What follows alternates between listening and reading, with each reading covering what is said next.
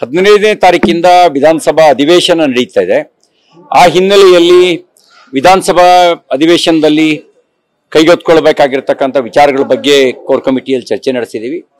ಈ ಸರ್ಕಾರ ಬೆನ್ಮೇಲೆ ಬೆಲೆ ಏರಿಕೆ ಮತ್ತು ಭ್ರಷ್ಟಾಚಾರ, ಬ್ರಹ್ಮಾಂಡ ಭ್ರಷ್ಟಾಚಾರ, ಅದು ಮೂಡ ಹಗರಣ ಇರಬಹುದು, ಮಹರ್ಷಿ ವಾಲ್ಮೀಕಿ ಅಭಿವೃದ್ಧಿ ನಿಗಮದ ಹಗರಣ ಇರಬಹುದು, ಅದನ್ನ ಒಂದು ನಿರ್ಣಾಯಕ ಸ್ಥಿತಿಗೆ ತಗೊಂಡು ಹೋಗೋದಕ್ಕೆ ಮತ್ತು ಇವರು ಮಾಡಿರುವ ಭ್ರಷ್ಟಾಚಾರ, ದಲಿತ ಸಮೂಹಕ್ಕೆ ಮಾಡಿರ್ತಕ್ಕಂಥ ಅನ್ಯಾಯದ ಬಗ್ಗೆ ವಿಧಾನಸಭೆಯಲ್ಲಿ 11,000 ಕೋಟಿ ರೂಪಾಯಿ SCP TSP ಅನುದಾನದ ದುರ್ಬಳಕೆಯೂ ಸೇರಿದಂತೆ 187 ಕೋಟಿ ರೂಪಾಯಿ ಮಹರ್ಷಿ ವಾಲ್ಮೀಕಿ ಅಭಿವೃದ್ಧಿ ನಿಗಮದ ಹಣವನ್ನ ನಕಲಿ ಖಾತೆಗಳಿಗೆ ವರ್ಗಾವಣೆ ಮಾಡಿಕೊಂಡಿರೋದು ಸೇರಿದಂತೆ ಮೂಡ ಪ್ರಕರಣದಲ್ಲಿ 4-5 ಸಾವಿರ ಕೋಟಿ ರೂಪಾಯಿಗಳ ಭ್ರಷ್ಟಾಚಾರ ಏನಿದೆ ಅದನ್ನು ಸಂಬಂಧಿಸಿದಂತೆ ಮುಖ್ಯಮಂತ್ರಿಗಳ ಅದರ ಪಾತ್ರ, ಇದೆಲ್ಲದರ ಸಮಗ್ರವಾಗಿ ವಿಧಾನಸಭೆ ಅಧಿವೇಶನದಲ್ಲಿ ಚರ್ಚೆ ನಡೆಸಬೇಕು.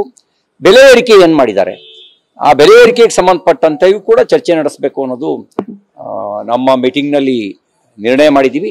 ಇದಲ್ಲದೆ ಸಂಘಟನಾತ್ಮಕವಾಗಿ ಲೋಕಸಭಾ ಚುನಾವಣೆ ಗೆಲುವು ಮತ್ತು ಕೆಲವು ಕ್ಷೇತ್ರಗಳಲ್ಲಿ ಗೆಲ್ಲಲೇಬೇಕಾದಂಥ ಕೆಲವು ಕ್ಷೇತ್ರಗಳಲ್ಲಿ ನಾವು ಸೋತಿರೋದು, ಅದರದ್ದು ನಾಳೆ ಮತ್ತು ನಾಡಿದ್ದು 5 ಮತ್ತು 6ನೇ ತಾರೀಕು ಆ ಜಿಲ್ಲೆಯ ಪಕ್ಷದ ಪ್ರಮುಖರ ಜೊತೆನಲ್ಲಿ ಅವಲೋಕನ ಬೈಠಕ್ ನಡೆಯುತ್ತೆ. ಅವಲೋಕನ ಮಾಡಿ ಆಮೇಲೆ 224 ಕ್ಷೇತ್ರಗಳಲ್ಲಿ ಸಂಘಟನೆಯನ್ನು ಬಲಗೊಳಿಸೋದು, ಜಿಲ್ಲಾ ಪಂಚಾಯತ್ ತಾಲೂಕ್ ಪಂಚಾಯತಿ ಚುನಾವಣೆಗೆ ಕೆಳ ಹಂತದ ಸಿದ್ಧತೆಯನ್ನು ನಡೆಸೋದು, ಸಹಕಾರಿ ಕ್ಷೇತ್ರದ ಚುನಾವಣೆಗಳಿಗೆ ಸಂಬಂಧಪಟ್ಟಂತೆ ನಾವು ಅದಕ್ಕೊಂದು ತಂಡದ ರಚನೆ ಮಾಡಿ ಅದನ್ನ ಮಾನಿಟರ್ ಮಾಡೋದು, ಗೈಡ್ ಮಾಡೋದು ಸೇರಿದಂತೆ ಹಲವು ವಿಷಯಗಳನ್ನು ನಾವು ಚರ್ಚೆ ನಡೆಸಿದ್ದೀವಿ.